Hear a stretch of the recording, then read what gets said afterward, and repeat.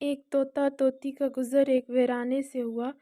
ویرانی دیکھ کر طوطی نے طوطے سے کہا، کس قدر ویران گاؤں ہے۔ طوطے نے کہا، لگتا ہے یہاں کسی الو کا گزر ہوا ہے۔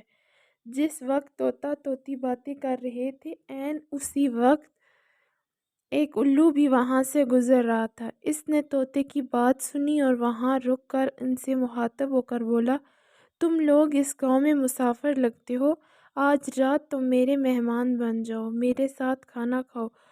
الو کی محبت بڑی دعوت سے طوطے کا جوڑا انکار نہ کر سکا اور انہوں نے الو کی دعوت قبول کر لی۔ کھانا کھا کر رات گزاری اور صبح کو جب انہوں نے رخصت ہونے کی اجازت چاہی تو الو نے طوطی کا ہاتھ پکڑ لیا اور کہا، تم کہاں جا رہی ہو؟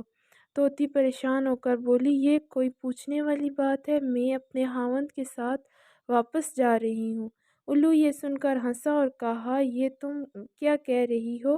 تم تو میری بیوی ہو۔ اس پر طوطا طوطی الو پر چپٹ پڑے اور گرما گرمی شروع ہو گئی۔ دونوں میں جب بحث و تکرار زیادہ بڑھی تو الو نے طوطے کے سامنے ایک تجویز پیش کرتے ہوئے کہا کہ ایسا کرتے ہیں، ہم تینوں عدالت میں چلتے ہیں اور اپنا مقدمہ قاضی کے سامنے پیش کرتے ہیں، قاضی جو فیصلہ کرے گا وہ ہمیں قبول ہوگا۔ الو کی تجویز پر طوطا اور طوطی مان گئے اور تینوں قاضی کی عدالت میں پیش ہوئے۔ قاضی نے دلائل کی روشنی میں الو کے حق میں فیصلہ دے کر عدالت برخاست کر دی۔